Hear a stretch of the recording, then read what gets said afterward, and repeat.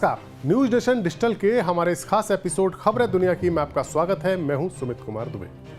Middle east में Iran Israel के बीच का तनाव अब कुछ हद तक घटता हुआ नजर आ रहा है। 13-14 अप्रैल को इजराइल पर ईरान की जोरदार कार्रवाई के जवाब में इजराइल की ईरान पर एक छोटी सी एयर स्ट्राइक के बाद फिलहाल हालात काबू में नजर आ रहे हैं। लेकिन एक खबर ऐसी आई है जो बताती है कि इजराइल ने तो ईरान के खिलाफ जंग को बड़े पैमाने पर भड़काने का पूरा इंतजाम कर लिया था, लेकिन ऐन वक्त पर उसी के दोस्त अमेरिका ने उसे ऐसा करने से रोक दिया। अमेरिका को इजराइल की सिक्योरिटी का गारंटर माना जाता है और वो ईरान का कट्टर दुश्मन भी है, लेकिन फिर भी अमेरिका ने उसे गच्चा क्यों दिया, ये बात तो हम आपको अपने इस वीडियो में बताएंगे ही। लेकिन पहले आपको उस खबर से रूबरू कराते हैं जिसके मुताबिक मिडिल ईस्ट में एक बड़ी जंग होते होते रह गई।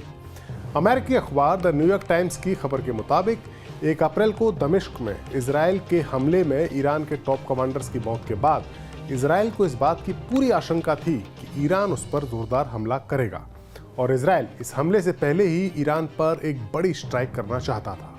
खबर के मुताबिक इजराइल रातों रात तेहरान समेत ईरान के बड़े मिलिट्री अड्डों को तबाह करना चाहता था। इतने बड़े हमले की प्लानिंग थी कि ईरान को बड़े पैमाने पर नुकसान हो सकता था। इजरायली अधिकारियों ने इस बात का खुलासा किया है इस रिपोर्ट के मुताबिक कि Israeli PM Benjamin Netanyahu Iran को एक तगड़ी चोट देना चाहते थे, लेकिन एक फोन ने उनका इरादा पूरा बदल दिया और वो फोन कॉल थी अमेरिकी प्रेसिडेंट जॉन बाइडेन की।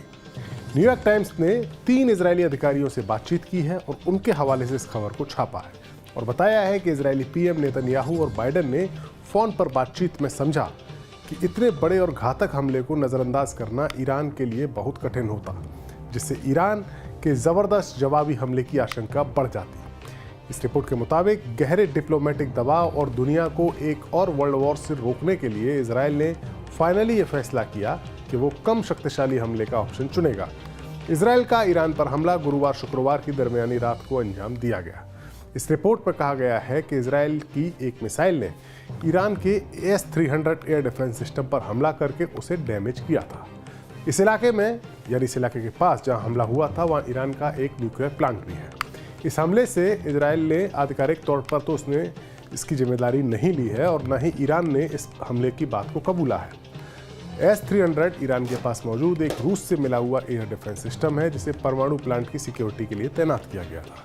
इस डिफेंस सिस्टम पर हमला करके इजराइल ने ईरान को एक संदेश भी दिया है कि उसके न्यूक्लियर प्लांट्स पर भी हमला करने में सक्षम है।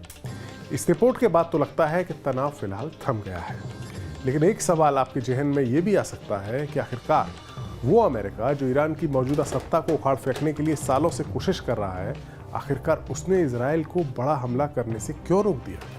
इसका जवाब है इस इलाके के मुस्लिम देशों की राजनीति और यूक्रेन का युद्ध। अगर इजराइल ईरान पर हमला करता तो ईरान की ताकत भी कम नहीं है और वो पूरी ताकत के साथ जवाब देता और बिना अमेरिकी मदद के इजराइल के लिए ईरान का मुकाबला करना लंबे वक्त तक मुश्किल हो जाता। अमेरिका भी ये बात जानता है कि ईरान कितना पावरफुल देश है। मिडिल ईस्ट में अमेरिका 1990 के दशक में और 2000 के दशक में 2 बार ईरान के पड़ोसी यानी इराक के खिलाफ जंग कर चुका है और उसकी फौज को निस्तेनाबूद कर चुका है। सद्दाम हुसैन का शासन इराक में हुआ करता था जिसको अमेरिका पलट चुका है, लेकिन इस बार मसला कुछ अलग है।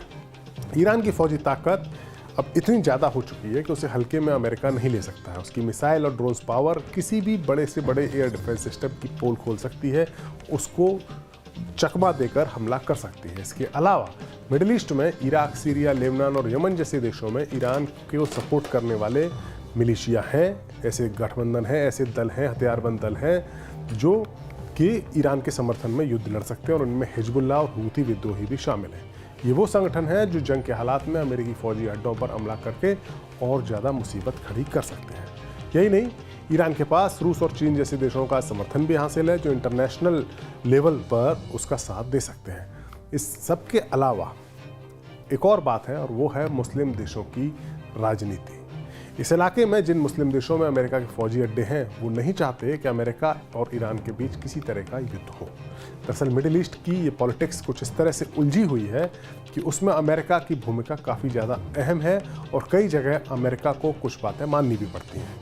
कुछ मीडिया रिपोर्ट्स के मुताबिक जब तनाव चरम पर था तब मिडिल ईस्ट के अमेरिका के दो बड़े सहयोगी देशों सऊदी अरेबिया, कतर और कुवैत जैसे देशों ने बाइडेन सरकार से साफ साफ कह दिया था कि वो नहीं चाहते कि ईरान पर हमले के लिए अमेरिका इन मुल्कों की जमीन का इस्तेमाल करे। दरअसल फिलहाल जो हालात हैं उसके मुताबिक इस बार अगर ईरान और इजराइल के बीच जंग छिड़ती तो अमेरिका को इसमें सीधा दखल देना पड़ता, यानी अमेरिकी फाइटर जेट्स, उसके एयरक्राफ्ट कैरियर्स, मिसाइल्स और फौजी, इन सबको इसमें इन्वॉल्व होना पड़ता और ईरान पर हमला करना पड़ता। कच्चे तेल और नेचुरल गैस से भरपूर इस इलाके में, इस मिडिल ईस्ट के इलाके में अमेरिका ने अपने जो कमर्शियल इंटरेस्ट हैं उसको सिक्योर करने के लिए और अपनी पावर के प्रोजेक्शन के लिए इस इलाके के कई देशों में कई सारे फौजी अड्डे बनाए हैं, कई सारे उन्होंने समझौते किए हैं। और इन देशों में Saudi Arabia, Bahrain, Qatar, Jordan, UAE, Oman, Kuwait, Syria और इराक जैसे देश शामिल हैं। मिडिल ईस्ट के ज़्यादातर देशों में अमेरिका के फौजी अड्डे हैं, उनकी दोस्ती है अमेरिका के साथ। अगर इजराइल के चक्कर में अमेरिका और ईरान के बीच सीधी जंग छिड़ जाती तो उसे जीतने के लिए अमेरिका को न सिर्फ ईरान पर एयर स्ट्राइक करनी पड़ती बल्कि ज़मीन और समुद्री सीमा पर भी कार्रवाई करनी होती। ऐसी सूरत में कतर और कुवैत जैसे देश, जो छोटे देश हैं लेकिन उनकी सीमा ईरान के नज़दीक है, उनकी भूमिका काफ़ी अहम हो जाती। और जब अमेरिका इन देशों की ज़मीन या इनके आसमान का इस्तेमाल करके ईरान पर कार्रवाई करता तो ईरान की तरफ से भी जवाब दिया जाता। और ईरान की मिसाइल और उसकी ड्रोन पावर कमज़ोर है नहीं, और ईरान की ये कार्रवाई अमेरिकी ठिकानों पर होती, उन ठिकानों पर जो इन मुल्कों में मौजूद हैं। यानी ईरान की मिसाइल्स और ड्रोन्स इन मुल्कों की सीमा में घुसकर वार करते हैं और ये मुल्क बिना किसी वजह के ही इस जंग का हिस्सा बन जाते हैं। लेकिन दूसरी वजह और ज़्यादा अहम है।